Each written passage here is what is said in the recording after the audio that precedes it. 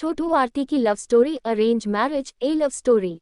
अभी यह arrange marriage बोले तो आरती और छोटू दोनों ही अनजान होंगे बराबर। दोनों ही अनजान थे। उनकी शादी दोनों के परिवार वालों ने मिलकर पक्की की। दोनों ही मिडिल क्लास परिवार से थे। अभी अरेंज मैरिज है तो देखने दिखाने की प्रोसेस तो होगी ही। 15 अक्टूबर की यह बात है। छोटू और उसके माँ पापा के साथ आरती को देखने आए थे। आरती एक काफी सुंदर लड़की थी। छोटू को वह पहली नज़र में ही बहुत पसंद आई। उसने आरती को रिश्ते के लिए हाँ कहा और आरती से भी पूछा तुम्हारा क्या निर्णय है, क्योंकि तुम्हारा निर्णय ज़्यादा महत्वपूर्ण है। आरती ने भी तुरंत हाँ कह दिया और बाद में दोनों की शादी की तारीख पक्की की गई। बहुत धूम धड़ाके के साथ दोनों की शादी कर दी गई। उनकी शादी छोटू के घर पर हुई। छोटू का घर शहर के एक BHK घरों जीत था। शादी की सारी विधि खत्म हुई। बाद में दोनों अपने रूम में फ्रेश होकर अपने कपड़े बदल कर आते हैं। दोनों की वह शादी की पहली रात थी। छोटू धीरे से आरती को आवाज देते हुए बोलता है, आज से हमारी नई जिंदगी की शुरुआत है। ऐसा बोलकर आरती को गले लगाने की कोशिश करता है, पर आरती उस पर चिल्लाती है और बोलती है तुम मुझे जरा भी पसंद नहीं हो और मैं तुमसे प्यार भी नहीं करती, इसलिए मेरी तरफ से तुम कोई भी उम्मीद मत करना। छोटू उसकी बातें सुनकर हैरान हो गया, पर हिम्मत करके उसने आरती को पूछा, आरती अगर ऐसा ही था तो तुमने मुझसे शादी क्यों की? मैंने तुम्हारे साथ जबरदस्ती नहीं की थी, मैंने पूछा भी था तुम्हें, फिर तभी क्यों नहीं कहा मुझे? इस बात पर आरती बोली, मुझे कुछ मत पूछो, 2-3 महीने एडजस्ट करो और उसके बाद हम डिवोर्स लेकर अलग हो जाएंगे। यह सुनकर छोटू को धक्का लगा। उसने आरती को समझाने की बहुत कोशिश की, पर उसने छोटू की कोई भी बात नहीं सुनी और वह उसके निर्णय पर डटी रही।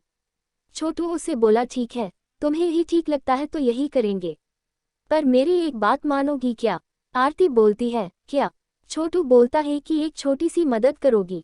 जब तक माँ पापा यहाँ हैं तब तक तुम यहीं पर रहोगी। एक बार वह गांव चले गए तो फिर सब तुम्हारे मुताबिक होगा। वह भी तैयार हो गई इस बात पर और दोनों सो गए। हर रोज का दिखावा उनका चालू था। माँ पापा के सामने पति पत्नी की तरह रहना उनको समझ में नहीं आए, इसलिए उनके सामने नाटक करना। ऐसे करते करते दिन खत्म होने लगे। दोनों ही नौकरी करते थे, फिर रोज के टाइम टेबल के अनुसार अपना अपना काम खत्म करके काम पर जाना। छोटू रोज आरती से प्यार से बोलने का प्रयास करता था, पर आरती छोटू को अनदेखा करती थी, क्योंकि आरती की एक ही इच्छा थी कि उसको जल्दी शादी नहीं करनी थी। घर के लोगों का मन उसे नहीं दुखाना था, इसलिए वो शादी करने के लिए तैयार हुई। पर शादी करने के बाद भी वो फिर से अकेली रहने का विचार करती थी, क्योंकि उसे खुद की लाइफ किसी के साथ शेयर नहीं करनी थी। जैसे तैसे उसके दिन धकेल रही थी।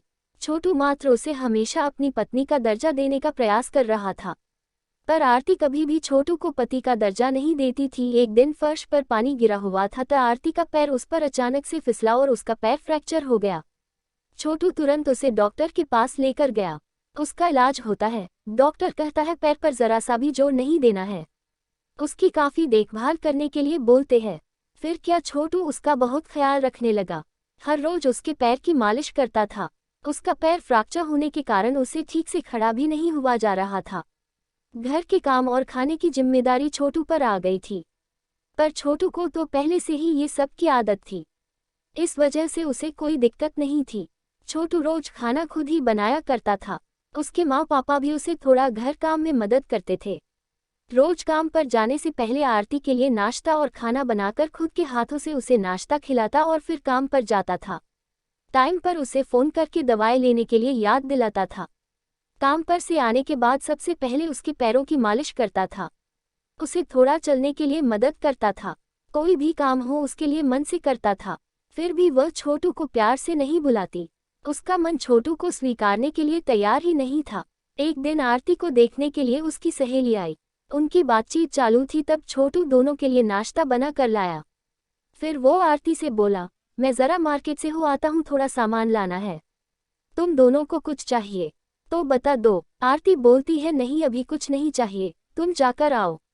आरती की सहेली को छोटू को ऐसे नाश्ता लाते देखकर धक्का लगा। उसने आरती को पूछा, आरती घर के काम सब तुम्हारा पति ही करता है क्या? हाँ वही देखते हैं। मेरा पैर फ्रैक्चर होने के बाद से, आरती की सहेली आरती को बोलती है कि तुम बहुत खुशनसीब हो जो तुम्हें इतना प्यार करने वाला पति मिला। आरती के चेहरे पर मात्र प्रश्न चिन्ह था। तभी आरती बोली, इसमें इतना खुशनसीब होने जैसा क्या है? उसकी सहेली बोली, अरे मेरा पति मुझे पूछता तक नहीं है कि कैसी हो तुम, खाना खाया कि नहीं, और मेरे पति ने आज तक कभी मुझको चाय तक नहीं पिलाई। मुझे भी लगता था मेरे पति भी मेरा ख्याल रखे, ज्यादा कुछ नहीं पर प्यार भरे शब्द ही बोले तो बहुत होता मेरे लिए। बहुत इच्छा होती है यार, पर इसके बजाय मुझे हमेशा निराशा ही मिली। बहुत मन दुखता है मेरा यार। यह सब सुनकर आरती विचार में डूब गई। उसके मन में छोटू के प्रति प्यार जगने लगा। अक्षय का प्यार उसकी आंखों के सामने आने लगा। वो उस पर जान छिड़कता है यह उसे समझने लगा। अभी धीरे धीरे आरती को भी छोटू से प्यार होने लगा था। वो उस पर विश्वास करने लगी थी। छोटू के मन पर मात्र एक ही डर था कि माँ बाप गांव गए तो हमारा डिवोर्स हो जाएगा, आरती मुझे छोड़कर चली जाएगी और समाज में मेरी इज्जत कम हो जाएगी। तभी माँ पापा छोटू को बोलते हैं कि अभी हमें गांव जाना चाहिए, थोड़े दिन रहकर खेती वगैरह करके आते हैं। छोटू उनको जाने नहीं देना चाहता था और उनको डिवोर्स के बारे में भी बता नहीं सकता था। छोटू सोच रहा होता है कि अभी आरती को सब कैसे पूछे, कैसे बोलूं उसके साथ। ऐसे सोचते सोचते ही सो जाता है।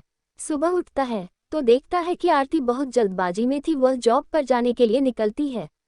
तब जाते जाते आरती बोली कि छोटू टिफिन बना कर रखा है, लेकर जाना, कपड़ों को इस्त्री करके रख दिया है और नाश्ता भी करके जाना, और हाँ आज घर पर जल्दी आना, यह बोलकर निकल गई। छोटू मन में ही सोचने लगा कि जिसने आज तक एक ग्लास पानी तक दिया नहीं, आज अचानक ऐसे उसने इतना सब कैसे किया। छोटू का मन बहुत अशांत हुआ हो गया। वह भी सब काम करके ऑफिस के लिए निकल गया। उसके मन में बस इतना ही चालू था कि आज हमें डिवोर्स के बारे में बोलना है। शाम का वक्त होता है। आरती के बताने के अनुसार छोटू जल्दी घर आता है। आरती ने खाना बनाकर सब काम निपटा कर रखे था। घर पर आते ही उसे चाय देती है। यह सब छोटू के लिए नई बात थी। चाय पीते पीते छोटू धीरे से आरती को पूछता है, आरती तुम ठीक तो हो ना? तुमने निर्णय तो लिया ही होगा ना? मुझे छोड़कर जाने वाली हो इसीलिए सब कर रही हो ना? इस पर आरती बोलती है, मैंने अपना फैसला ले लिया है और मैं कहीं पर भी नहीं जा रही हूँ। मेरी पूरी जिंदगी में तुम्हारे साथ जीना चाहती हूँ, और जाकर छोटू को गले लगा लेती है। वो बोलती है, मैं तुम्हें छोड़कर कहीं नहीं जाऊंगी, मैं तुमसे बहुत प्यार करने लगी हूँ और अभी यह हमारा रिश्ता कोई भी नहीं तोड़ सकता। जिंदगी में बहुत बड़ी भूल हो गई होती मुझसे अगर मैं तुम्हें खो देती तो। अरेंज मैरिज करके भी तुम्हारे जैसा इतना प्यार करने वाला पति मुझे मिला, यही मेरी खुशनसीबी है। कहानी अच्छी लगे तो अपने दोस्तों को शेयर करें और वीडियो को लाइक करें और प्यारा सा कमेंट करें। छोटी वॉइस में आपका स्वागत है। आप सभी लोग चैनल को सपोर्ट करें। धन्यवाद।